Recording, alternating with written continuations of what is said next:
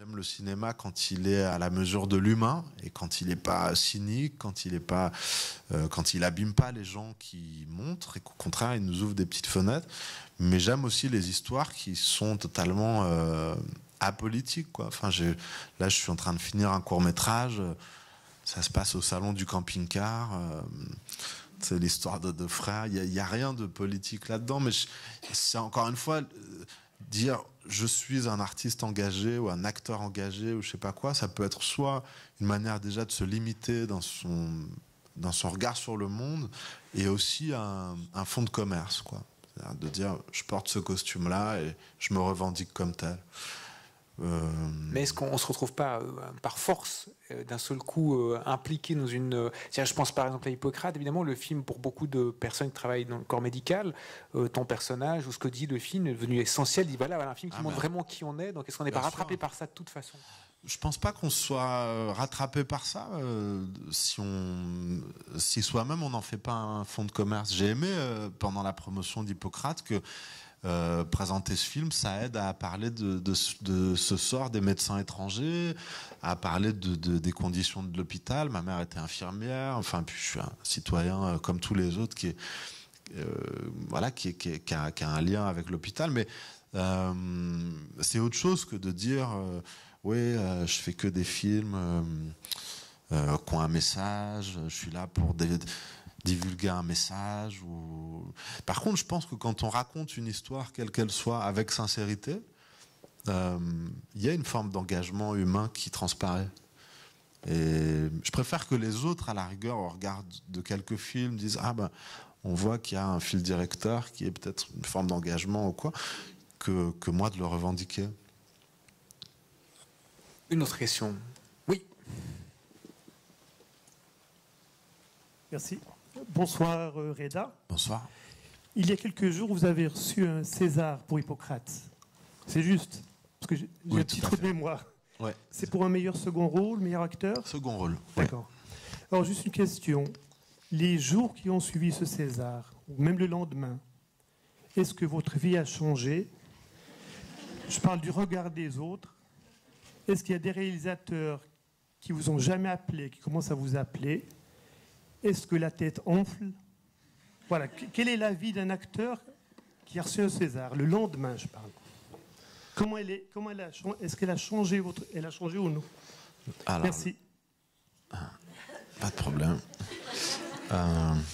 Le lendemain, je me suis réveillé un peu tard parce que la soirée était longue. Je suis allé au G20 faire des courses à côté de chez moi. J'ai sorti ma poubelle. J'ai lu beaucoup de textos, c'est vrai. Mais je plaisante, mais très sincèrement, non. C'est une reconnaissance extraordinaire de recevoir un prix comme celui-là. Ça fait beaucoup de bien de se sentir reconnu par en plus une académie qui est quand même composée de beaucoup de gens qui font du cinéma, mais de techniciens, de gens. Enfin, c'est pas un prix du showbiz, quoi. Ça fait du bien et en même temps, non, ça change rien. Je connais des gens à qui ça a pu mettre la pression, à qui les prix comme ça peuvent avoir des effets même des fois un peu castrateurs comme ça pour des artistes. D'un coup, on a l'impression qu'il y a des attentes ou alors que comme si les rôles étaient faits pour avoir des prix. Moi, j'ai jamais fait ça pour ça. J'ai jamais imaginé en fait que ça m'arriverait. On m'a offert cette reconnaissance, on m'a honoré et franchement j'étais hyper heureux, quoi. Je l'ai dit, j'ai partagé ce moment avec les gens, mais maintenant ça y est, dès le lendemain je pensais déjà à d'autres choses, quoi. Et le regard des gens, non, je pense pas qu'il change. Moi, les choses pour moi sont toujours faites un peu en douceur, quoi. C'est-à-dire que Un prophète, c'était il y a maintenant 7 ans. J'ai tourné beaucoup de films depuis, et puis pendant un moment on m'a dit mais on te reconnaît pas assez, il n'y a pas assez de reconnaissance autour de toi. Et moi j'étais déjà comblé. Moi, la plus belle reconnaissance, c'est de recevoir des beaux scénarios, de tourner des films que j'aime tourner, et puis après tout le reste c'est à côté. Mais quand on vous déclare qu'on vous aime, ça fait plaisir, bien sûr. Mais je veux pas me mettre la pression avec ça, quoi. Je voudrais garder cette même chose de faire les choix, d'essayer de faire le parcours que juste moi j'ai à faire, quoi. Mais le César, c'est une reconnaissance d'une industrie nationale pour donc le cinéma français.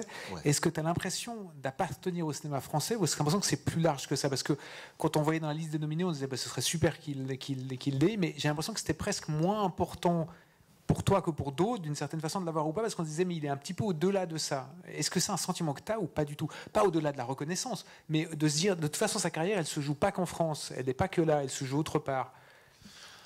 Oui, bah ça c'est un peu aussi au gré des propositions, des choses. Mais c'est vrai que j'ai eu la chance de travailler avec des gens d'autres pays, et puis là, ça va continuer. Mais non, mais moi je brigue pas un fauteuil, quoi. C'est-à-dire, je cherche pas à avoir une place nulle part parmi un groupe de happy few, voilà, qui à un moment. Je me méfie des fauteuils sur lesquels on s'installe, quoi. Donc, justement, alors quand on est au Châtelet, au milieu de tout le cinéma français, on a l'impression d'être à sa place ou pas vraiment?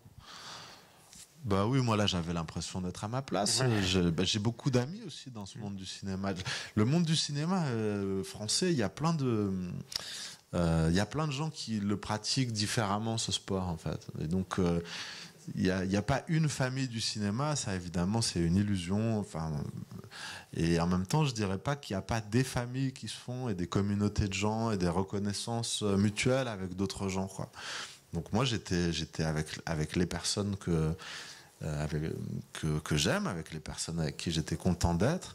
Et pour le reste, j'ai passé la soirée, à vrai dire, à me laisser un peu dériver dans le courant, quoi, puisque je me faisais un peu tirer à droite à gauche. Donc voilà, et puis j'avais décidé de toute façon que cette soirée-là, je dirais non à rien, à aucune photo, à aucun truc et tout ça. On m'avait honoré, et voilà, je voulais jusqu'au moment où je rentre chez moi être disponible et à la hauteur du cadeau qu'on me faisait, quoi. Mais sinon, non, moi j'ai passé une très bonne soirée en fait vendredi. Dans le fond, est-ce que le personnage du G20 le lendemain savait ce que c'était qu'un César et que tu avais reçu un? C'est pas si sûr que ça en plus. Aussi quand même. Ça, les gens au G20, le caissier ou la caissière, est-ce qu'ils étaient? Pas la caissière, non, mais entre deux rayons. Ouais, mais ça me fait marrer ces trucs-là aussi. Alors de temps en temps, c'est bon, mais j'ai pas envie en même temps de parler des inconvénients de la célébrité, ou je sais pas quoi. Je trouverais pareil un peu déplacé de le faire, mais des fois c'est drôle. Mais après un prophète, je me souviens, il y avait un type qui était venu derrière moi justement dans un supermarché qui m'a dit douane volante, mon pote, douane volante. Et des fois c'est très sympa en fait, ces petits clins d'œil, ces petits coucous. D'autres fois moins. Voilà. Une autre question. Dit, on plaisante, mais pour revenir au César, il y a quelque chose qui est important, qui n'est pas anodin, dont on parle jamais, dont on parle peu, c'est que le fait que tu aies reçu un César va peut-être permettre à des films qu'il aurait été plus difficile de faire, de par le fait que ça peut être rassurant pour les financiers, pour les gens qui financent le cinéma, de se dire il est dedans, il a reçu un César, une sorte de reconnaissance. Donc ça permet aussi, quand on dit que ça donne le choix des acteurs de choisir leur projet, ça permet aussi à des réalisateurs de faire des films qu'ils n'auraient pas pu faire avant, en ayant déjà pensé à toi ou en ayant voulu travailler avec toi. Et ton statut permet ça aussi. C'est un mécanisme financier très... Ah oui, c'est vrai. Pour ça, c'était un peu le tournant, c'était un peu Hippocrate qui a marché en salle, en fait. Et donc ça, c'est